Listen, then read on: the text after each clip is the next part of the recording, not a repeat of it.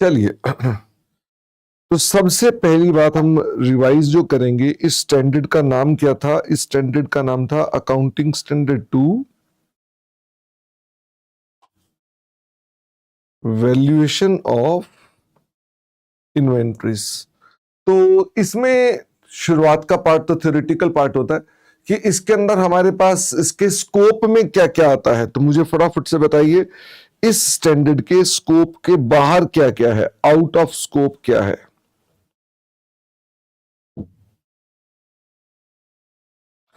हम अपने पास अगर बात करते हैं तो आउट ऑफ स्कोप AS2 के क्या क्या है, कौन कौन सी इन्वेंट्रीज हैं जो इस स्टैंडर्ड में कवर नहीं होंगी। एक थी कंस्ट्रक्शन कॉन्ट्रैक्ट इन्वेंट्री। अच्छा, मतलब अगर कोई इन्वेंट्री है जिस पर कौन सा स्टैंडर्ड लगता है, अकाउंटिंग स्टैंडर्ड 7 लगता है, तो वो आउट ऑफ स्कोप है। इसका मतलब वो हम डिस्कस नहीं कर रहे हैं। एक और भी मैंने आपसे बात कही थी, सर्विस कॉन्ट्रैक्ट्स इन्वेंट्री। अगर आपको याद हो तो इसमें कौन सा एग्जाम्पल दिया था? सर्विस कॉन्ट्रैक्ट इन्वेंट्री में कौन सा एग्जाम्पल दिया था कि आपने अपने क्लाइंट की आधी इनकम टैक्स रिटर्न तैयार कर ली है, तो क्या आप अपना स्टॉक बनाएंगे कि नहीं बनाएंगे? तो आप उसे अपना स्टॉक नहीं बताएंगे, ठीक है। आपने आधा ऑडिट कर लिया है तो आप उसको अपना स्टॉक नहीं बताएंगे। यू वोंट से कि मेरी इन्वेंट्री बन गई है। अच्छा, इसके अलावा एक और भी है, inventory shares and debentures for broker. Broker के पास किसकी इन्वेंट्री है? ब्रोकर के पास शेयर्स हैं, डिबेंचर्स हैं, तो वो कोई शेयर ब्रोकर जो होते हैं, स्टॉक ब्रोकर जो होते हैं, उनके पास है। तो उस पर कौन सा स्टैंडर्ड अप्लाई किया जाता है? उस पर अकाउंटिंग स्टैंडर्ड 13 अप्लाई किया जाता है। वो भी हमारे स्टैंडर्ड के दायरे से बाहर है।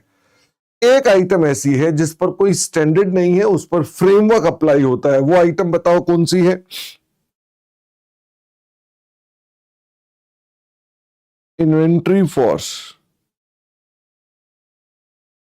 एग्रीकल्चर प्रोड्यूस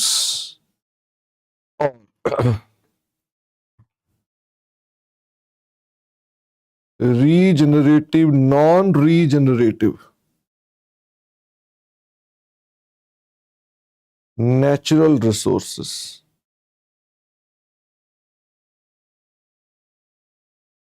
मतलब ये जो पुनः बन सकते हैं, जैसे पौधे, या जो पुनः नहीं बन सकते, कोई एग्जांपल दो। भाई जैसे प्लांट्स हैं, जानवर हैं, क्या आप जानवर रीजनरेट करते हैं? तो जानवर रीजनरेट करते हैं, लेकिन क्या कोयला रीजनरेट होता है? गोल्ड रीजनरेट होता है? जो हम खदान से निकालते हैं वो रीजनरेट नहीं होता है। अच्छा, इनके लिए कोई अकाउंटिंग स्टैंडर्ड है कि नहीं है?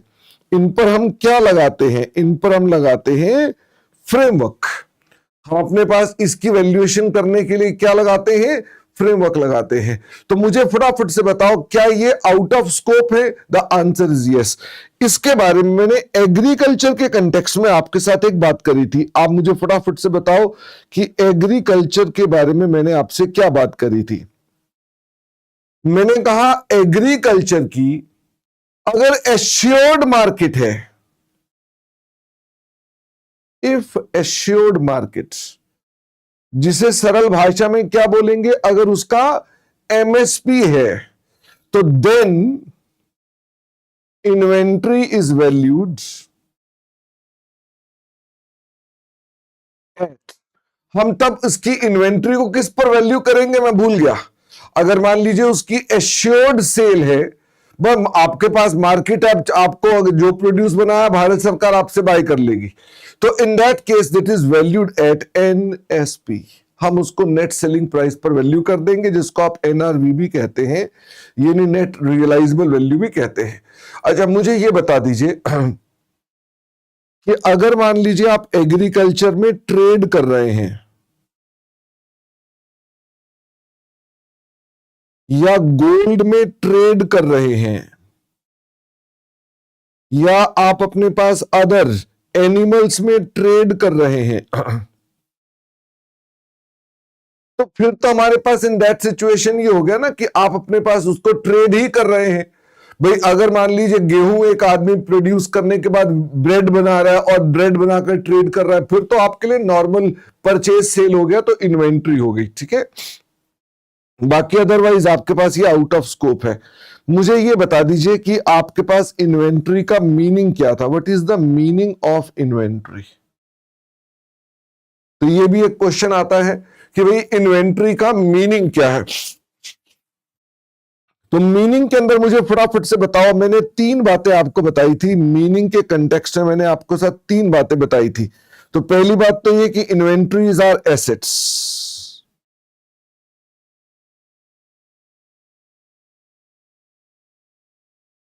लेकिन वो 3 बातें कौन कौन सी थी? नंबर 1,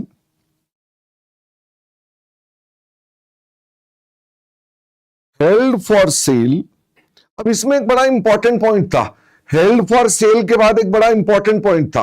हेल्ड फॉर सेल तो होना चाहिए, लेकिन पता चला तुम्हारे पास property plant equipment held for sale है, तो इन्वेंट्री थोड़ा ना बन जाएगी वो। तो ये held for cell in ordinary course of business, ordinary course of business. तो क्या मैं इसको अपने पास ऐसे भी लिख दूं, ऑर्डिनरी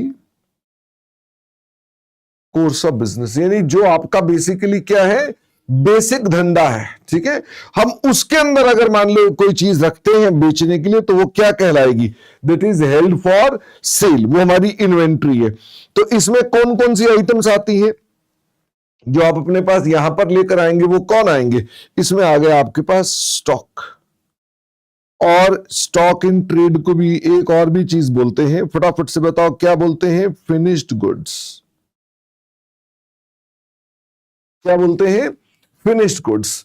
फिर मैंने आपके साथ एक और भी बात करी थी, held for in process of production for subsequent sale in ordinary course of business. तो मुझे फटाफट से बता दो यहां पर क्या आ जाएगा। यानी अब मैंने बोला कि ये आपके पास है इन प्रोसेस ऑफ प्रोडक्शन, यानी ये प्रोसेस में है। तो ये कच्चा माल है कि तैयार माल है? तो अभी तो कच्चा भी नहीं है, अब ये तैयार भी नहीं है। In process of production for subsequent sale, बाद में आपने उसे बेचना है। तो ये क्या चीज है? ये है वर्क इन प्रोग्रेस। ओके, अच्छा, और फिर मुझे बताओ हेल्ड फॉर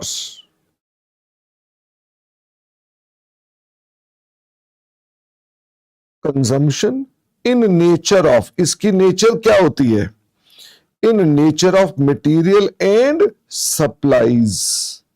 जो हमारे पास इन द नेचर क्या है, जिनकी नेचर क्या है? मटेरियल एंड सप्लाईज है, यानी कच्चा माल है, या जिसे हम कंज्यूम करते हैं वो वाला सामान है। और ये हेल्ड किसके लिए रखा हुआ है आपने? फॉर कंजम्पशन रखा हुआ है। तो यहां पर क्या आ गया आपके पास? यहां रॉ मटेरियल आ गया प्लस अदर कंज्यूमेबल्स आइटम आ गई। तो ये क्या बन गई आपके पास? This is basically the meaning of inventory.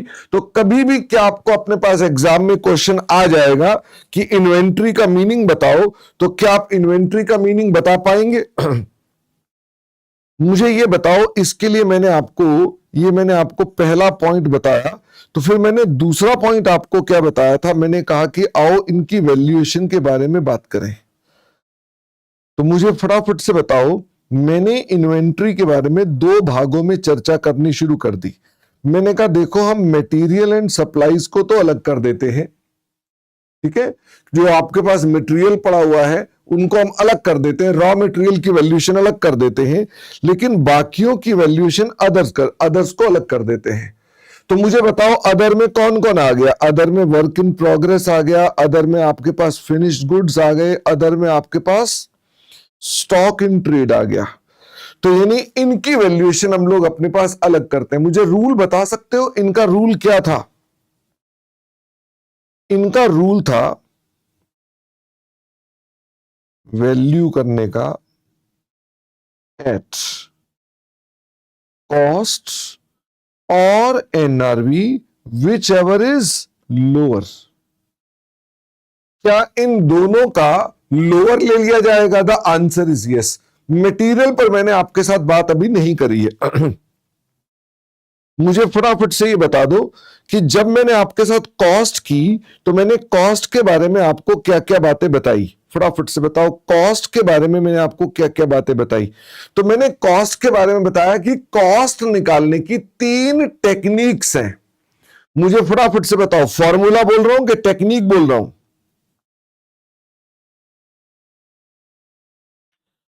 Cost निकालने की 3 टेक्निक्स हैं। तो पहली टेक्निक का नाम क्या था? पहली टेक्निक का नाम था स्टैंडर्ड कॉस्ट टेक्निक। पूरा लिख देते हैं।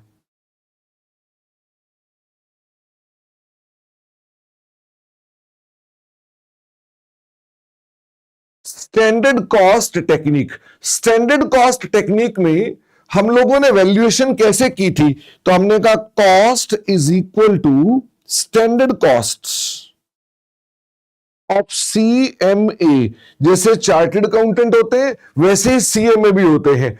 तो ये अपनी कंपनी में स्टैंडर्ड कॉस्ट की वैल्यूएशन करते हैं। तो ये स्टैंडर्ड कॉस्ट जो वैल्यू करते हैं इसी को हम कॉस्ट मान लेते हैं।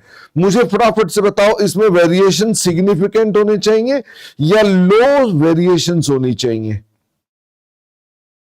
लो वेरिएशंस मतलब ये कि हमारे पास जो स्टैंडर्ड कॉस्ट है आमतौर पे इसके आसपास में माल बन जाता है तो ये टेक्निक अप्लाई होती है, अन्यथा ये टेक्निक अप्लाई नहीं होती। मुझे ये बताओ, ये टेक्निक क्या आमतौर पे आपको छोटे छोटे व्यापारियों में दिखाई पड़ती होगी? अब छोटे छोटे व्यापारी को स्टैंडर्ड कॉस्ट थोड़ा ना निकालते हैं, ये तो केवल कौन निकाल के बैठते होंगे? बड़ी बड़ी कंपनियां निकालती होंगी अपने पास। जो छोटे छोटे व्यापारी तो बेचारे ऐसा नहीं कर पाते। दूसरी टेक्निक का नाम क्या है? दूसरी टेक्निक का नाम है रिटेल। Retail price technique. तो मुझे बताओ, रिटेल प्राइस टेक्निक के अंदर हम क्या करते थे? तो रिटेल प्राइस टेक्निक के अंदर हम बोलते थे कि आप एक मेमोरेंडम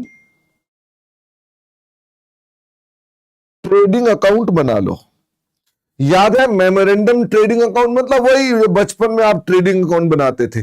ओपनिंग स्टॉक होगा, परचेजेस होंगी, सेल्स होंगी, डायरेक्ट एक्सपेंस होंगी और जीपी को आप पहले निकाल दोगे क्योंकि आपके पास जीपी रेशो होगी। तो based on GP ratio, based on GP ratio, तो आपके पास जीपी रेशो होगी। उस जीपी रेशो का यूज करो और उस जीपी रेशो का यूज करने के बाद आप अपने पास क्या कर दो? आप अपने पास अपना क्लोजिंग स्टॉक बैलेंसिंग फिगर निकाल दो। Closing stock is balancing figure. मुझे फटाफट से ये बता दो कि अगर आप इस टेक्निक को लगाना चाहते हैं तो क्या आपके पास कंसिस्टेंट होनी चाहिए GP ratio? Consistent GP ratio. क्या ये आमतौर पे सिमिलर प्रोडक्ट्स पर अप्लाई होती है? Similar products, similar profit margin.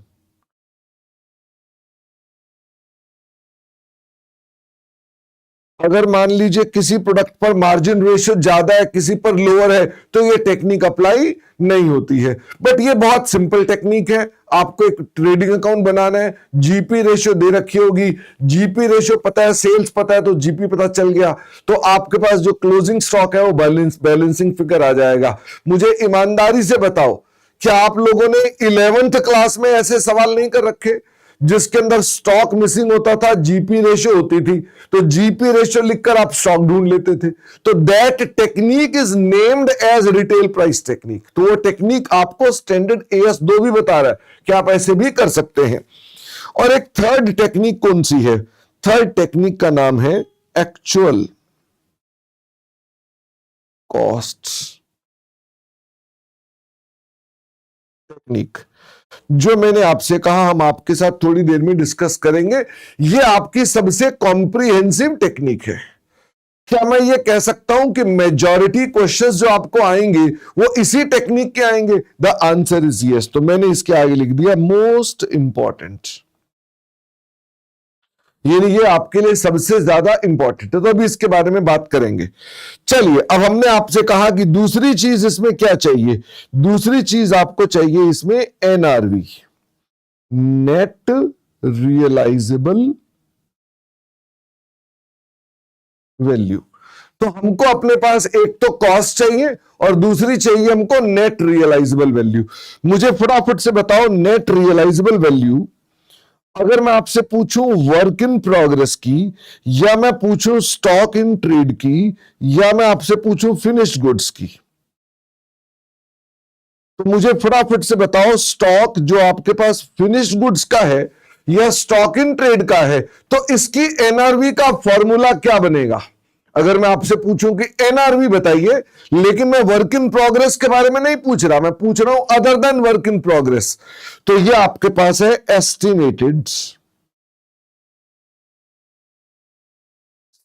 Selling price, यानी आपका जो अनुमानित सेलिंग प्राइस है। अब मुझे ये बताओ एस्टिमेटेड सेलिंग प्राइस के लिए आपको पहले क्या एस्टिमेट करना पड़ेगा?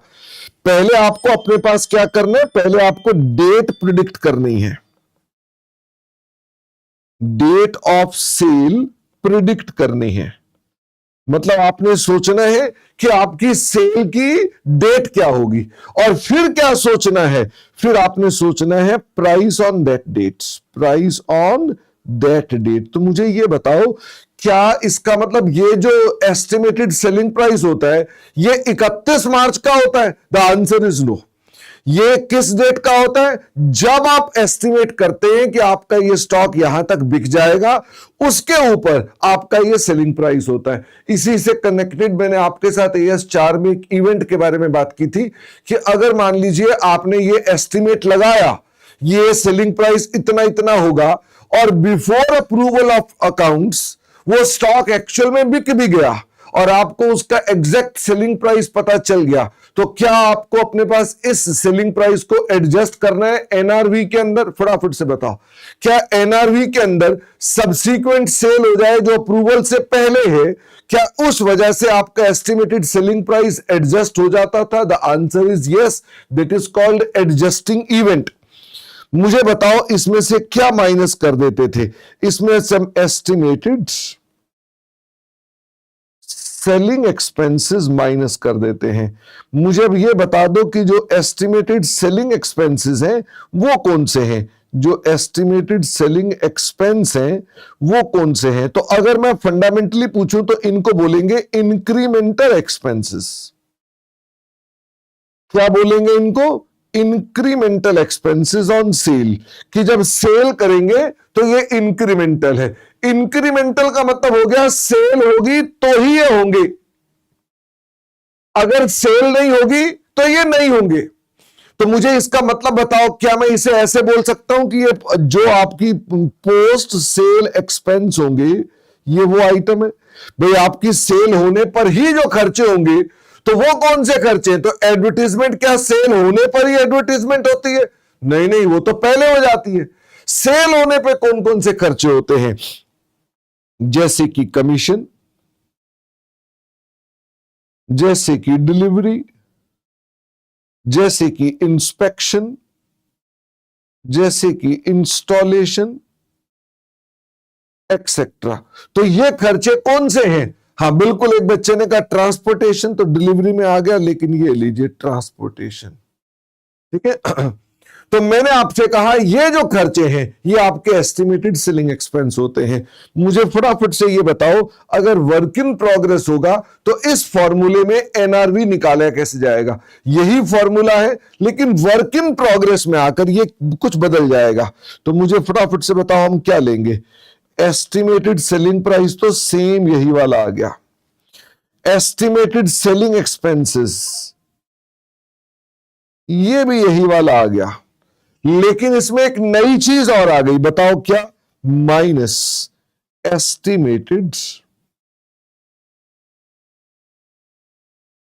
Cost of completion. भाई आपकी कितनी कॉस्ट लग जाएगी कंप्लीशन पर, यह भी आपको माइनस करना पड़ेगा।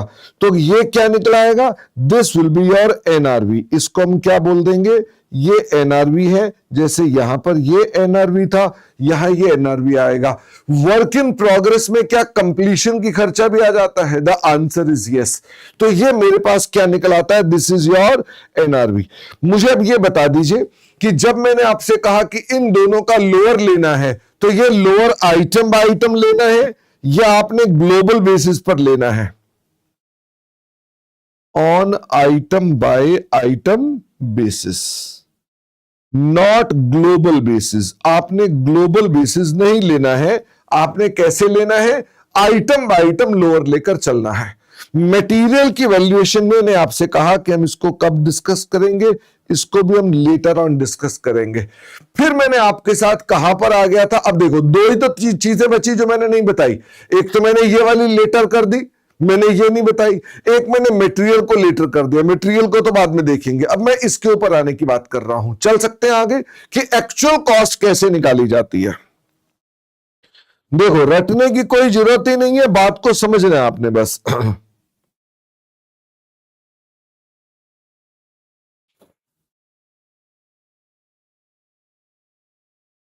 Actual cost technique. तो एक्चुअल कॉस्ट टेक्निक में हम लोग रियल में कॉस्ट निकालते हैं। अच्छा वैसे ये बताना जरा कि मैंने यहां पर आपसे क्या बोला कि कौन सी कॉस्ट हम यहां यूज कर लेंगे, फटाफट से बताओ कौन सी कॉस्ट हम यहां यूज कर लेंगे। जो किसने निकाल रखी है, कॉस्ट अकाउंटेंट की कॉस्ट को निकाल लेंगे। ओके अच्छा यहां पर भी मैंने स्टॉक की कॉस्ट ढूंढी है, फटाफट से बताना। मैंने स्टॉक की कॉस्ट नहीं ढूंढी है, मैंने मैनेजमेंट से पूछा भाई तुम ही बता दो जीपी रेशो क्या है, मैं अपना स्टॉक निकाल लूंगा। तो मुझे ये बताओ क्या चार्टर्ड अकाउंटेंट स्टॉक की कॉस्ट निकालने में बहुत उत्सुक है, क्या वो कॉस्ट ढूंढने में उत्सुक है। कभी कह रहा है सीएमए से पूछ लो, कभी कह रहा है मैनेजमेंट से पूछ लो, लेकिन अगर सीएमए भी नहीं है मैनेजमेंट भी नहीं है तो फंस गया। तो ये जो टेक्निक है ये आई कहां से, ये भी सीएमए वाली ही है। आप में से जिन लोगों ने कॉस्टिंग पढ़ रखी है तो आप पाएंगे ये टेक्निक भी कौन सी है, ये कॉस्ट शीट वाली ही है। तो अब मैं जो बातें करूंगा क्या वो आपके पास बहुत सारी बातें आपके सीए इंटरमीडिएट की कॉस्टिंग के साथ मिलती हुई दिखाई देंगी आपको, the answer is yes. Okay तो आपको पता चल गया ना, AS2 आपको अल्टीमेटली कॉस्ट अकाउंटेंट वाली जो कॉस्ट अकाउंटेंट है उसी की बात कर रहा है। इसमें कितनी चीजें हैं, इसमें दो चीजें हैं, फटाफट से बताओ क्या दो चीजें हैं। एक तो है मटेरियल्स कॉस्ट्स, एक क्या चीज है मटेरियल्स कॉस्ट्स, और दूसरी चीज बाद में आएगी जिसका नाम है कॉस्ट ऑफ कन्वर्जन। याद आया। तो इसका मतलब अगर मान लो एक्चुअल कॉस्ट ढूंढनी हो तो मुझे क्या करना पड़ेगा, मुझे अपने पास मटेरियल कॉस्ट में किसे ऐड करना है, मुझे मटेरियल कॉस्ट में कॉस्ट ऑफ कन्वर्जन ऐड करनी है। तो क्या मिल जाएगी मुझको, तो मुझे एक्चुअल कॉस्ट मिल जाएगी। ठीक है तो मुझे अब ये बताओ कि मटेरियल कॉस्ट जो है, मटेरियल कॉस्ट मतलब raw material cost, raw material cost को अगर हम ढूंढना चाहें तो रॉ मटेरियल कॉस्ट को कैसे ढूंढा जाएगा। सबसे पहले तो इसमें हम ले लेंगे परचेज प्राइस ऑफ मटेरियल। मुझे फटाफट से ये बताओ जब हम परचेज प्राइस ऑफ मटेरियल लेंगे तो क्या मुझे इसके अंदर बेस्ड ऑन कॉस्ट फॉर्मूला लगाना पड़ेगा, बेस्ड ऑन कॉस्ट फॉर्मूला। मुझे फटाफट से बताओ कोई एग्जाम्पल दे सकते हो, कोई कॉस्ट फॉर्मूला के कोई एग्जाम्पल्स हो तो मुझे बताओ। भाई आपने कोई कॉस्ट फॉर्मूला पढ़ा हुआ है तो सर हमने कॉस्ट फॉर्मूला बहुत पढ़े हुए हैं, जैसे कि weighted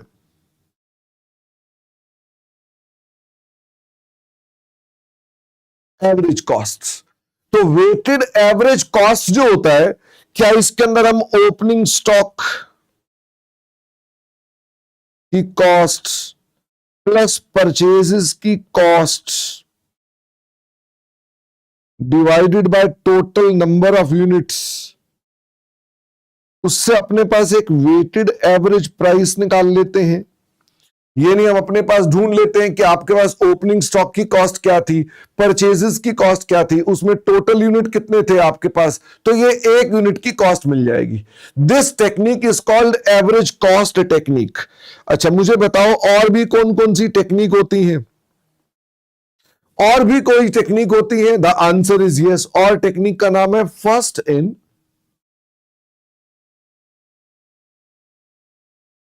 first out.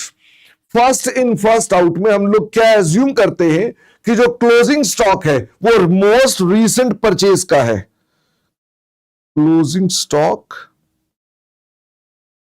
Is most recent. क्या मैं ठीक बोल रहा हूं या गलत बोल रहा हूं कि जो बचा हुआ स्टॉक है वो मोस्ट रीसेंट वाला बचा हुआ होगा? भाई पहले आया होगा, पहले चला गया होगा, तो जो बचा हुआ है वो मोस्ट रीसेंट वाला होगा।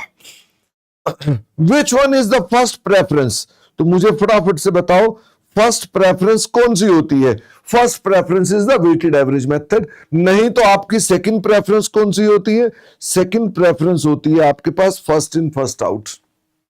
अच्छा, क्या अगर मान लीजिए मैं गुड्स के ऊपर इन दोनों के अलावा वैसे ही आइडेंटिफाई कर लूं, वैसे आइडेंटिफाई का मतलब क्या होता है, जिसे बोलते हैं स्पेसिफिक आइडेंटिफिकेशन मेथड्स। तो मैं इसको ऐसे लिखता हूं ग्रीन पेन से, स्पेसिफिक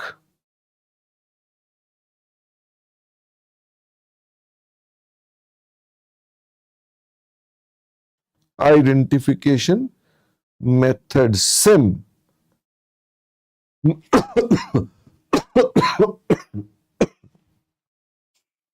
प्रभु मोस्ट रीसेंट वर्ड ठीक लिखा हुआ हमने, ठीक है, मतलब जो आपके पास मोस्ट रीसेंट मतलब जो आपकी लेटेस्ट परचेज हुई है उसमें से स्टॉक होगा ये। ओके, तो मुझे फटाफट से बताओ क्या हम अपने पास स्पेसिफिक आइडेंटिफिकेशन मेथड भी लगा सकते हैं?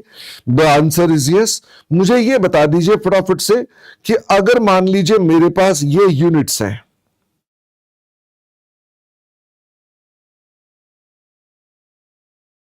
ठीक है, ये मेरी परचेज 1 है, परचेज 2 है, परचेज 3 है, परचेज 4 है, और मैं स्टॉक में आइडेंटिफाई कर सकता हूं कि वो परचेज 2 का है, तो क्या मुझे फीफो मेथड लगाना चाहिए या मुझे अपने पास वेटेड एवरेज मेथड लगाना चाहिए? मेरे पास 4 परचेजेस हैं और मैं स्पेसिफिक आइडेंटिफाई कर सकता हूं कि भाई मेरे पास वो परचेज 2 का स्टॉक है। जब मुझे पता है परचेज 2 का स्टॉक है तो फिर बताओ कौन सा मेथड लगाएंगे? फिर ये आपके पास हो गया, ये P2 का ही स्टॉक है, दैट स्टॉक इज P2। अच्छा, और नहीं अनुराधा बेटा AS2 की रिवीजन कर रहे हैं हम लोग अभी। अच्छा, इसमें क्या होता है फर्स्ट इन फर्स्ट आउट में क्या होता है फटाफट से बताओ। अगर मैं यहां पर भी यही फोटो बना दूं तो मुझे फटाफट से बताओ P1 P2 P3 P4, तो मुझे बताओ स्टॉक किसका माना जाएगा? फटाफट से बताओ अब स्टॉक किसका माना जाएगा? अगर आप फीफो मेथड लगा रहे हैं तो आप बोलेंगे कि जो मोस्ट रीसेंट परचेज थी P4, ये P4 वाले में से स्टॉक होगा। और एवरेज कॉस्ट में क्या होता है कि एवरेज में तो आप सबको एवरेज कर देंगे कि भाई इनकी एवरेज कॉस्ट क्या है, उसी को अपने पास बना देंगे। तो ये बेसिकली क्या कहलाता है? This is called cost formula. तो मुझे फटाफट से बताओ हम परचेज प्राइस जो निकालते हैं क्या वो बेस्ड ऑन कॉस्ट फॉर्मूला निकालते हैं? The answer is yes.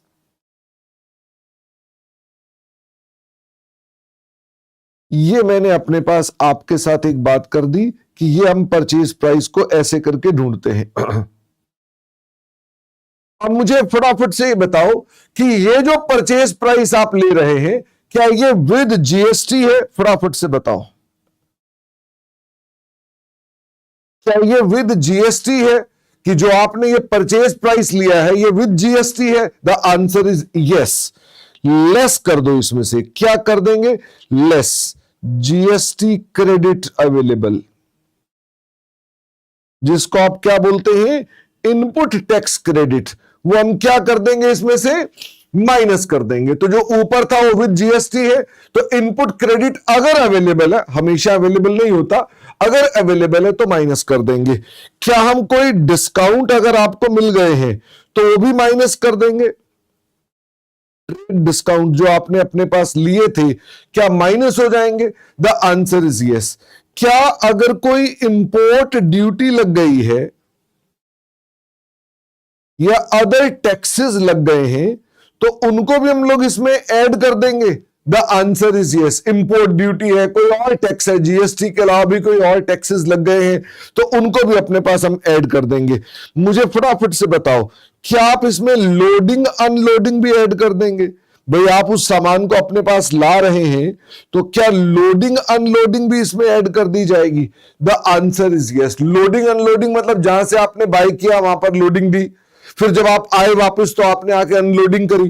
क्या इसके अलावा इसमें कोई इंश्योरेंस जो आपने ट्रांजिट की कराई थी, ये कौन सी वाली इंश्योरेंस है? गोडाउन की इंश्योरेंस है कि ट्रांजिट की इंश्योरेंस है? फटाफट से बताओ, ये कौन सी वाली इंश्योरेंस है? ये ट्रांजिट की इंश्योरेंस है, गोदाम की इंश्योरेंस नहीं है। तो हम अपने पास इंश्योरेंस जो ट्रांजिट की थी या फ्रेट, फ्रेट मतलब जो आपके पास भाड़ा था, यहां तो लोडिंग कराई ना, लोडिंग में भाड़ा नहीं है, लोडिंग में तो ढुलाई है। ढुलाई मतलब माल ढोना, जैसे लेबर ने ऊपर माल रखा उसके पैसे दिए। तो फ्रेट क्या है? भाड़ा। तो अगर मान लीजिए मैं इनको भी इसके अंदर एडजस्ट कर दूं तो मुझे फटाफट से बताओ, क्या ये आपकी टोटल मटेरियल कॉस्ट आ गई? ये टोटल मटेरियल कॉस्ट आ गई। अब एक प्रॉब्लम आती है, जगह जगह पर एबनॉर्मल लॉस और नॉर्मल लॉस का पॉइंट आ जाता है। तो मुझे फटाफट से बताओ, अगर मैं अपने पास इसको पर यूनिट निकालना चाहूं तो आपको ना इसमें कुछ चीजों का ध्यान रखना है। पहले क्या बताना है कि परचेज की नंबर ऑफ यूनिट्स कितने थे। तो जितने परचेज के नंबर ऑफ यूनिट्स हैं क्या उसी से डिवाइड कर देंगे? फटाफट से बताओ भाई, टोटल मटेरियल कॉस्ट को total purchase number of unit से डिवाइड कर देंगे? The answer is no. इसमें से नॉर्मल लॉस को माइनस कर देंगे।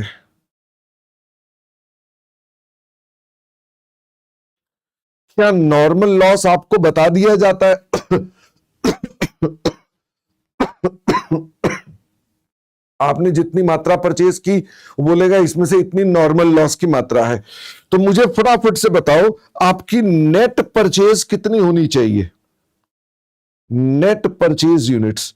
तो ये नेट परचेज यूनिट्स है। अगर मान लीजिए अब आप इसको ए को डिवाइड कर दो बी से, तो मैं इसको ए नहीं बोलता हूं, उसको एक्स बोल देता हूं क्योंकि मैंने ए पहले भी कहीं लिखा हुआ है। ये एक्स है और ये वाई है। तो मुझे बताओ, X divided by Y is equal to cost of material per units. तो क्या आपके पास कॉस्ट आ गई पर मटेरियल यूनिट? क्या आपको मेरी बात समझ में आई? तो हमने अपने पास इस तरह से कॉस्ट को ढूंढ लिया।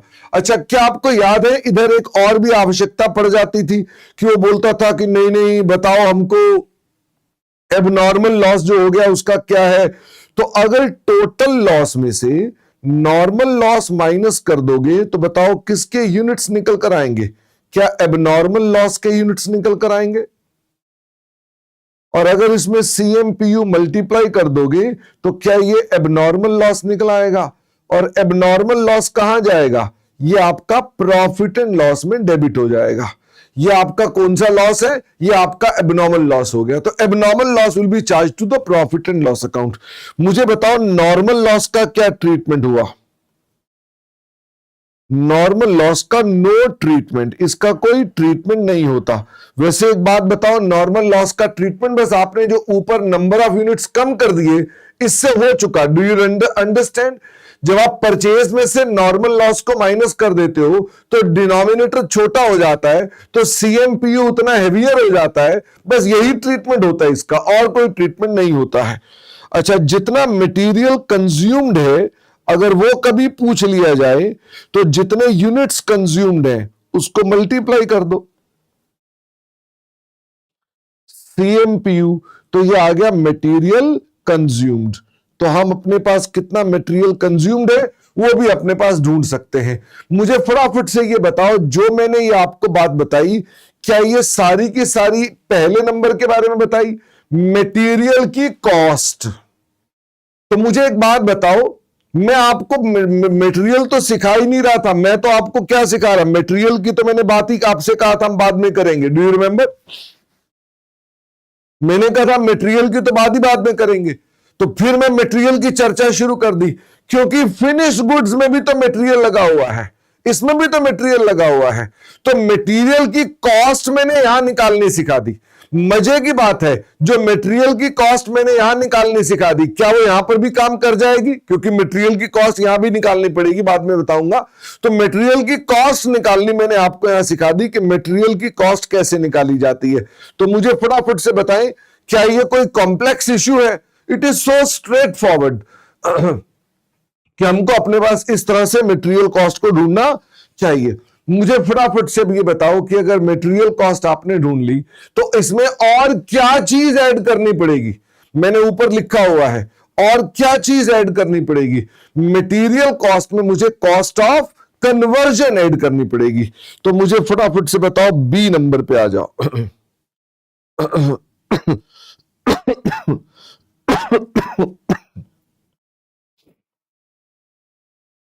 Cost of conversion.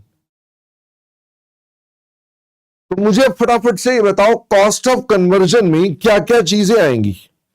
तो अब आप मुझे फटाफट से बताते जाओ। तो निर्जला ने कहा वेजेस आएंगे, तो निर्जला, इसको क्या हम अपने पास लेबर एक्सपेंस बोल सकते हैं, डायरेक्ट लेबर भी बोल सकते हैं, ठीक है। तो ये आपके पास आ गया लेबर। अच्छा, अब ना एक प्रॉब्लम आ गई,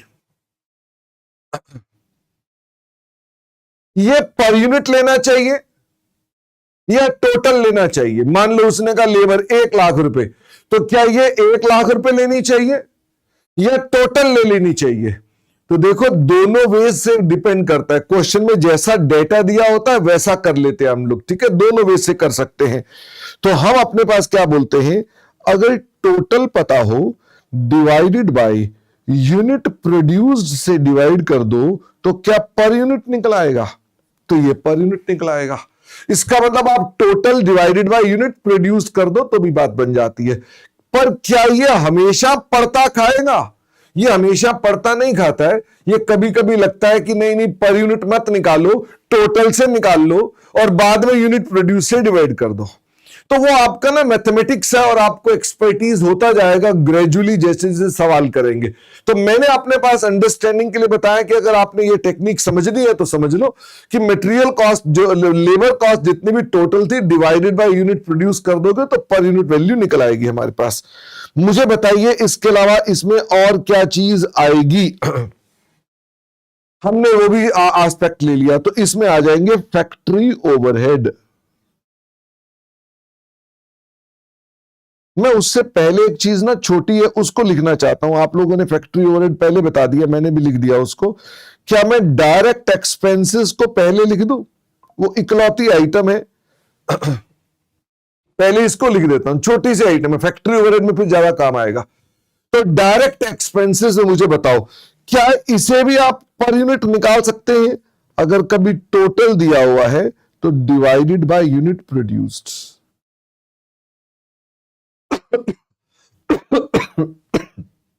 ये भी आ गया। और फिर मुझे बताओ नंबर 3 पे क्या आ गया? फिर ये आ गया फैक्ट्री ओवरहेड, जिसका दूसरा नाम है प्रोडक्शन ओवरहेड, तीसरा नाम है वर्क्स ओवरहेड, चौथा नाम है इनडायरेक्ट प्रोडक्शन कॉस्ट्स। क्या ये सब नाम आपको ध्यान रहने चाहिए? तो ये आपके कई नाम उसके आ गए। मुझे फटाफट से बताओ, इसमें भी मैंने आपको 2 बातें बताई थी कि इसके अंदर भी आपके पास या तो ये वेरिएबल ओवरहेड हो सकते हैं या ये फिक्स ओवरहेड हो सकते हैं। भाई फैक्ट्री ओवरहेड है, इनडायरेक्ट ओवरहेड है, पर ये वेरिएबल है। तो मुझे फटाफट से ये बताओ, अगर ऐसा हो जाता है तो हम फिर से क्या करेंगे? Total variable overhead divided by unit produced.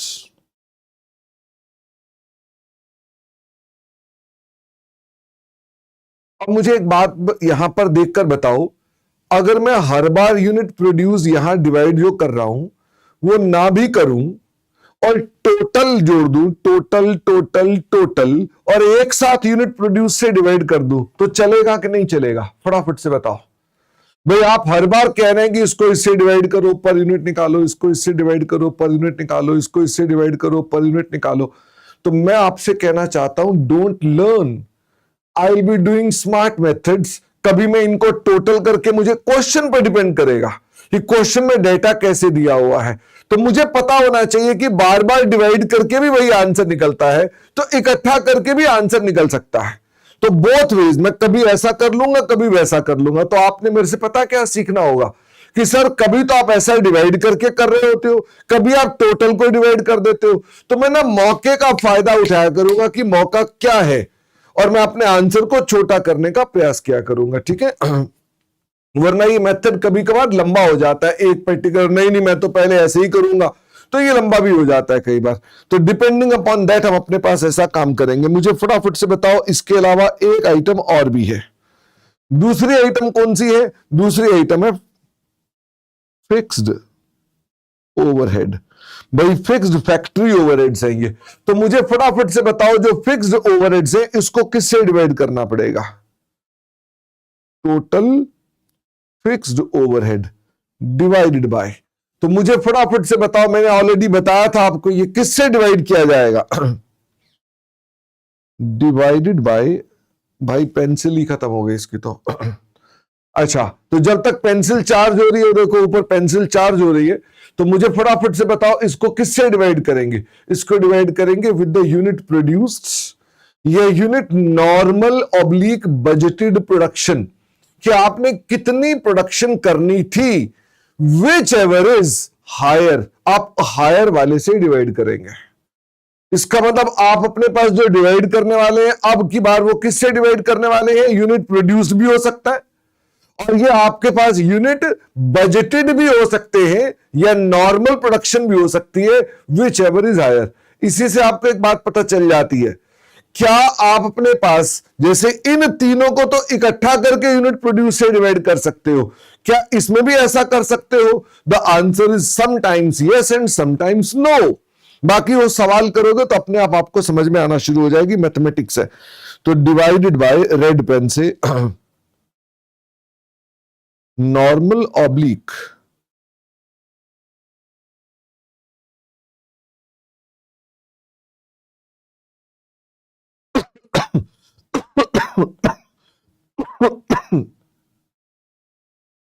Budgeted production और actual production, whichever is higher. जो भी इनमें से हायर होगा हम उससे अपने पास इसको डिवाइड कर लेंगे।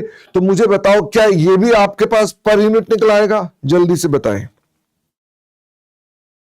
ये भी आपके पास पर यूनिट निकल आएगा।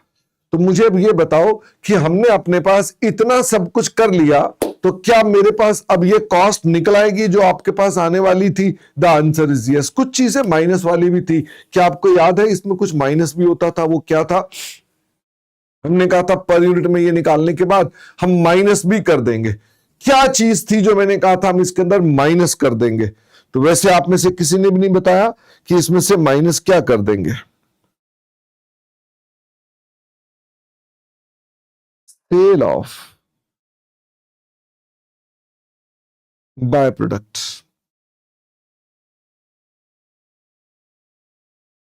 नेट सेलिंग प्राइस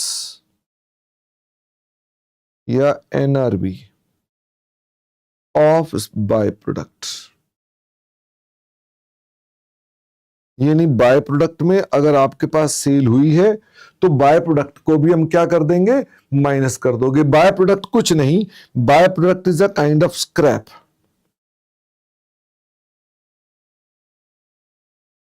क्या ऐसा होता है कि हम कई बार प्रोडक्शन कर रहे होते हैं और प्रोडक्शन में आपके पास स्क्रैप निकल आता है? मतलब ये कि कचरा निकल आता है। आप किताब छाप रहे हैं तो थोड़ा रद्दी निकल आती है, लोहे का काम कर रहे हैं तो बुरादा निकल आता है, या अपने पास कोई भी चीज शुगर बना रहे हैं तो मोलेसेस निकल आते हैं। तो it's a kind of scrap. तो उस स्क्रैप की मैंने आपसे कहा नेट सेलिंग प्राइस को माइनस कर देंगे। मुझे फटाफट से बताओ नेट सेलिंग प्राइस, जैसे मैंने बोला नेट सेलिंग प्राइस, तो क्या नेट सेलिंग प्राइस आपको निकालना आता है?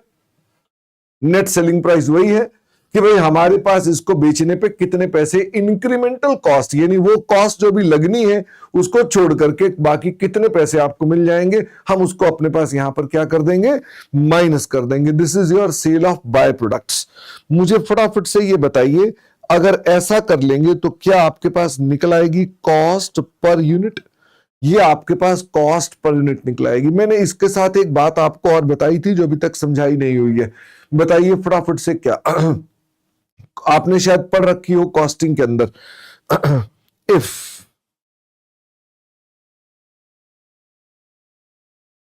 जॉइंट प्रोडक्ट्स आर प्रोड्यूस्ड, अगर जॉइंट प्रोडक्ट्स प्रोड्यूस हो जाते हैं, then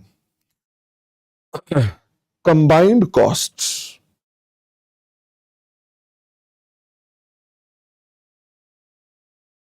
will be split off या apportioned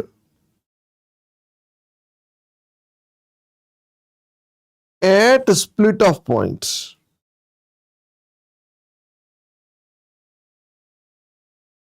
among joint products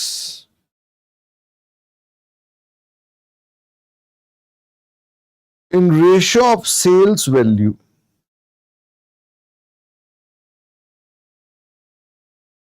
of joint products। मैंने इस पर अभी तक कोई आपके साथ सवाल करा नहीं हुआ है, बट अदरवाइज आपके साथ हम ये भी डिस्कशन कर देंगे। तो अगर हम ये करेंगे तो हमारे पास क्या मिल जाएगी, मेरे पास कॉस्ट पर यूनिट निकल आएगी। एक बात और बताना चाहता हूं, जहां पर भी ये यूनिट प्रोड्यूस्ड लिखा हुआ है, अगर मान लो यहां पर भी नॉर्मल लॉस एबनॉर्मल लॉस का चक्कर आ जाए, तो क्या यहां पर भी आपको यूनिट प्रोड्यूस जो आपने अपने पास किए हैं आफ्टर नॉर्मल लॉस लेंगे और एबनॉर्मल लॉस को अलग करेंगे? जैसे आपने अपने मटेरियल में लिखा हुआ था कि हम अपने पास यहां लेंगे परचेजेस, माइनस में आपने कर दिया जो आपका नॉर्मल लॉस था, तो क्या यहां यूनिट प्रोड्यूस्ड वाले में भी आपके पास वो कह सकता है कि साहब मैंने यूनिट प्रोडक्शन में डाले थे 10,000 लेकिन एक्चुअल प्रोडक्शन हुई है 9,000, नॉर्मल लॉस होना चाहिए था 2%, तो क्या यहां पर भी आपको अपने पास ढूंढना पड़ेगा? The answer is yes. तो इस बात को भी मैं यहां पर लिखवा दूं क्या, if normal loss, then तो आप क्या देखेंगे कि आपकी टोटल इनपुट कितनी थी माइनस नॉर्मल लॉस कितनी थी, तो ये आपकी हो गई क्वांटिटी प्रोड्यूस्ड। हम इसको अपने पास इस प्रकार से ढूंढेंगे। तो जो वर्ड ऊपर लिखा है यूनिट प्रोड्यूस, जगह जगह लिखा है ना यूनिट प्रोड्यूस, ऊपर भी लिखा है नीचे भी लिखा है, तो यूनिट प्रोड्यूस का मतलब है जो आपने इनपुट की थी minus normal loss is equal to quantity produced. तो मैंने आपके साथ अभी तक इतनी ही बातें बताई थी और मैंने आपको बातें नहीं बताई थी। वैसे इसके अंदर जो मेरे पास बात बचती है वो कौन सी बचती है, मटेरियल कॉस्ट के अलावा और कोई चर्चा मेरे पास नहीं बचती है। बाकी इसके अंदर जो ये आपने अपने पास प्रैक्टिस नहीं की है, जैसे आपने अपने पास अभी तक प्रैक्टिस नहीं की है कॉस्ट फॉर्मूला के सवालों की, जैसे आपने अभी तक और किस किस प्रैक्टिस नहीं की है, फिक्स्ड ओवरहेड के अंदर ये वाले फॉर्मूले की भी प्रैक्टिस नहीं की आपने, और ऑफ कोर्स आपने सवाल करने हैं जॉइंट प्रोडक्ट की भी आपने प्रैक्टिस नहीं कर रखी है। तो इन प्रैक्टिसेस को आज हम करेंगे और फिर उसके बाद मटेरियल को डिस्कस करके स्टैंडर्ड समाप्त कर देंगे। मैं आपको चाहता हूं कि एक रिवीजन में थ्योरी का पॉइंट और डिस्कस किया था वो भी आपकी रिवीजन के अंदर ऐड कर दूं, ठीक है निकपाल?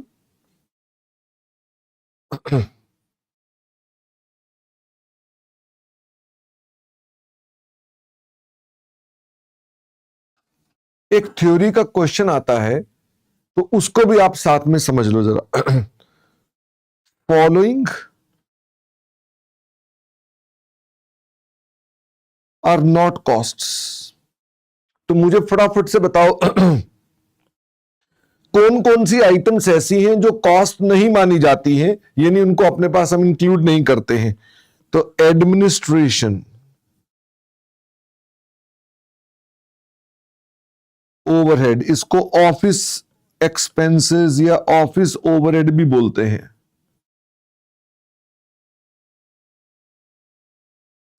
सेलिंग एंड डिस्ट्रीब्यूशन ओवरहेड, ठीक है। ओवरहेड मतलब इशिका इनडायरेक्ट एक्सपेंसेस। फिर स्टोरेज कॉस्ट्स या गोडाउन एक्सपेंसेस, इसको भी इंक्लूड नहीं करते हैं। इस पर ना इंस्टीट्यूट ये क्वेश्चन पूछता रहता है, एबनॉर्मल लॉस। अगर कोई भी एबनॉर्मल लॉस है तो ये हमेशा कहां जाएगा, पीएनएल के डेबिट में जाएगा। ये सभी पीएनएल के डेबिट में ही जाएंगे, ठीक है। यानी ये पीएनएल की आइटम्स हैं, ये सब पीएनएल में ही चले जाएंगे। तो आपका एबनॉर्मल लॉस भी इधर ही चला जाएगा। और एक आइटम और भी है जिसको हम कभी कभार कॉस्ट का पार्ट बोल भी देते हैं, कभी कभी नहीं भी बोलते हैं। वो उसका नाम क्या था? उसका नाम था बोरोइंग कॉस्ट। अनलेस, क्या बोरोइंग कॉस्ट भी कॉस्ट बन सकती है? Unless allowed by AS 16 on qualifying inventory assets. तो मुझे फटाफट से बताओ कोई एग्जाम्पल हो ऐसी इन्वेंट्री का जिस पर हम बोरिंग कॉस्ट ऐड कर दें। जैसे वाइन्स हो सकती हैं, जैसे बिल्डिंग्स जो कि डीएलएफ बना रहा है ऐसी हो सकती है, जो बिल्डर बनाते हैं बड़ी बड़ी। तो ये हमारी कॉस्ट बेसिकली नहीं होती है। इसी में मैंने आपको एक बात वहां पर पहले बताई भी थी, जो एक्सपोर्ट इंसेंटिव्स होते हैं आर कंसिडर्ड एज इनकम्स। ये क्या कहलाती हैं? ये इनकम्स हैं। दीज आर नॉट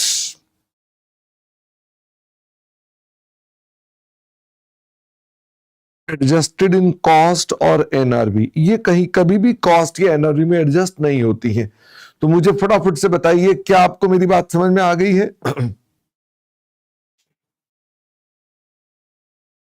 चलिए नेकपाल, नेकपाल, तो हम रॉ मटेरियल की वैल्यूएशन की बात कर रहे हैं। जो हमने रॉ मटेरियल वैल्यू किया था, तो हमने आपको उस समय कहा था कि रॉ मटेरियल की वैल्यूएशन हम लेटर ऑन करेंगे। तो रॉ मटेरियल की वैल्यूएशन कैसे होती है? जैसे आप फिनिश्ड गुड्स की वैल्यूएशन जो करते हैं वो कैसे लेते हैं? ये वैल्यूएशन आप लोअर लेते हैं एट कॉस्ट और NRV whichever is lower. Raw material की वैल्यूएशन कैसे करते हैं? तो क्या मैं इसी में जगह बना करके देखूं कि रॉ मटेरियल की वैल्यूएशन कैसे करते हैं?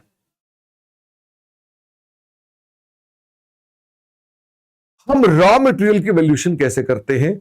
हम रॉ मटेरियल की वैल्यू चेक करने के लिए पहले फिनिश्ड के तरीका वैल्यूएशन चेक करते हैं। इफ फिनिश्ड गुड्स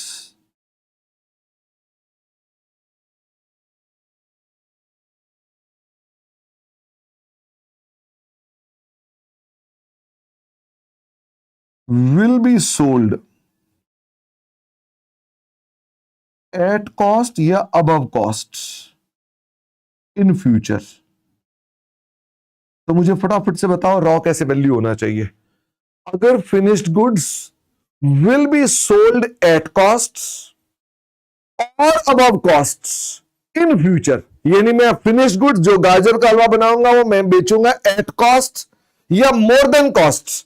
तो बताओ रॉ मटेरियल कैसे वैल्यू होगा? इस केस में रॉ मटेरियल कैसे वैल्यू होगा? तो इस केस में रॉ मटेरियल वैल्यू होगा एट कॉस्ट ओनली। फिर आपने लोअर नहीं लेना है। लेकिन अगर मान लो इसमें उल्टा कर दो, will be sold below cost.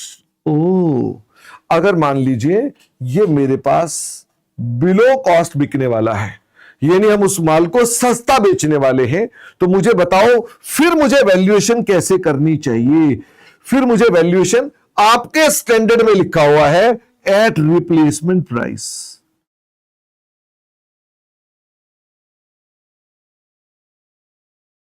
क्या आपके स्टैंडर्ड में लोअर लिखा हुआ है? आपके स्टैंडर्ड ने क्या लिखा है? At replacement price. ठीक है, मैं कॉमन सेंस के साथ बोल रहा हूं, और cost price which ever is lower. इसका मतलब हम अपने पास यहां पर भी लोअर ले लेंगे हालांकि आपके स्टैंडर्ड में लिखा हुआ है एट रिप्लेसमेंट प्राइस। तो ये रॉ मटेरियल की वैल्यूएशन है। इसके अलावा आपके स्टैंडर्ड में एक छोटा सा पॉइंट और आता है, वो आता है डिस्क्लोजर रिक्वायरमेंट्स के बारे में। तो मैं डिस्क्लोजर के बारे में आपको बता दूं कि हमें डिस्क्लोजर कर देना चाहिए अपने पास हमेशा। ये थ्योरी के अंदर क्वेश्चन आ सकता है। हमें अपनी इन्वेंट्री की पॉलिसी डिस्क्लोज करनी चाहिए, इन्वेंट्री की valuation policy. Sir what is the policy?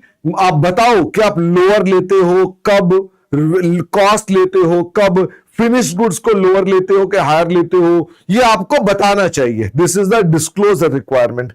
आपको अपने पास ऑल क्लासेस ऑफ इन्वेंट्री बतानी चाहिए। क्या रॉ मटेरियल भी बताना चाहिए? हाँ। क्या फिनिश्ड का भी बताना चाहिए? हाँ। क्या वर्क इन प्रोग्रेस का भी बताना चाहिए? हाँ। क्या स्टॉक इन ट्रेड का भी बताना चाहिए? हाँ। क्या सप्लाईज का भी बताना चाहिए? आपको अपनी सारी क्लासिफिकेशन देनी चाहिए अपनी इन्वेंट्री की, कि आपकी इन्वेंट्री कौन कौन सी है। ये आपके डिस्क्लोजर रिक्वायरमेंट्स होते हैं। तो इस स्टैंडर्ड में बस केवल इतना है। और अगर मैं आपसे कहूं कि इसमें कौन कौन से क्वेश्चंस हैं जो कि मोस्ट इंपॉर्टेंट क्वेश्चंस हैं, जिसको आप मस्ट डू क्वेश्चंस भी बोलते हैं, तो क्या आप नोट करना चाहेंगे कौन कौन से मस्ट डू क्वेश्चंस हैं?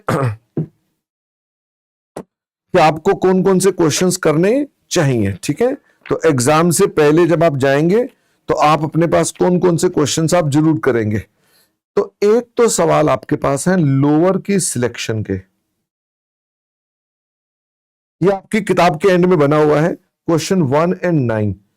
क्या इनमें से भी कोई मस्ट डू करना है? कुछ करने की जरूरत नहीं है। एक एनआरवी की कैलकुलेशन पर सवाल है। ये है क्वेश्चन नंबर 2, 8, 11, 21, 25, 37 एंड 42। इसमें से क्वेश्चन 42 पक्का कर लेना।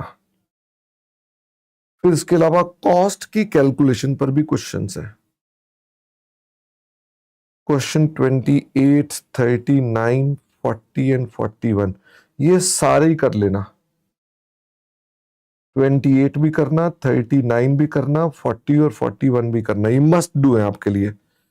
फिर एबनॉर्मल लॉस के ऊपर भी बड़े सारे क्वेश्चंस हैं। क्वेश्चन नंबर 3 है, 10 है, 16 है, 18 है, 20 है, 23 है, 31 है, 35 है, 6 है, 43 है। इसमें से आप कोई भी क्वेश्चन 2 कर लो, 3 कर लो और 18 कर लो। ठीक है, इसमें ज्यादा क्वेश्चन नहीं, इतने क्वेश्चन कर लो। एक आपका ओवरहेड की रिकवरी रेट के ऊपर क्वेश्चन है, और ये है क्वेश्चन नंबर 4। ये भी कर लो। इसके अलावा आपके पास एवरेज कॉस्ट की कैलकुलेशन पर भी क्वेश्चंस हैं। ये कॉस्ट फॉर्मूला वाले क्वेश्चंस हैं। ये है क्वेश्चन 15 एंड क्वेश्चन 19। इनमें से एक क्वेश्चन 15 कर लो। थ्योरी पर भी कुछ क्वेश्चंस हैं। क्वेश्चन 5 है, क्वेश्चन 30 है, क्वेश्चन 13 है, क्वेश्चन 14 है। क्वेश्चन 13 को देख लेना। रॉ मटेरियल पर भी क्वेश्चंस हैं। क्वेश्चन नंबर 7 है, 24 है, 26 है, 27 है, 32 है, 33 है, 34 है, 29 है, 12 है, 17 है, 22 है, 36 है, 38 है और 44 है। इनमें से आप जरूर कर लेना question number 7, question 26, question 27, question 29, question number 12, ये जरूर कर लेना। तो these are your must do questions. 1, 2, 3, 4, 5, 6, 7, 8, 9, 10, 11, 12, 13, 14, 15। अगर ये सारे के सारे मस्ट डू क्वेश्चन आप पूरे के पूरे करेंगे, it will take around 1.5 hours. यानी आपका टॉपिक कितनी देर में तैयार हो जाना चाहिए? 1.5 घंटे में तैयार हो जाना चाहिए। यानी 1.5 आवर लिखना था, मैंने मिनट लिख दिया। यानी 1.5 घंटे में आप ये टॉपिक को तैयार करेंगे। तो मुझे फटाफट से बताइए हाँ दिव्यांका, वैसे तो ये ऊपर स्क्रॉल करने की इसलिए आवश्यकता नहीं कि आपके पास ये ऑलरेडी एलएमएस पर आपको मिल जाएगा, ठीक है। बट फिर भी अगर आप अभी कॉपी कर रहे थे तो मैंने ये आपके ऑल क्वेश्चंस लिख दिए, ठीक है। तो these are basically all questions, ये तो हो गए ऑल क्वेश्चंस, और ये हो गए मस्ट डू क्वेश्चंस। तो अगर आप सारे करने हैं तो सारे करो, लेकिन मुझे इसके अंदर लगा कि एक क्वेश्चन में से कोई भी करने की जरूरत नहीं है, इनमें से ये वाला क्वेश्चन कर लेना चाहिए, इनमें से ये वाले 2-3 कर लेने चाहिए, इसमें से ये 2-3 कर लेने चाहिए। तो मतलब ये कि आपको अगर सारे करने हैं तो सारे करो, सिलेक्टेड करने हैं तो ये वाले करो, इतना टाइम आपका टोटल लगना चाहिए। अब बारी आती है कि आपका नेक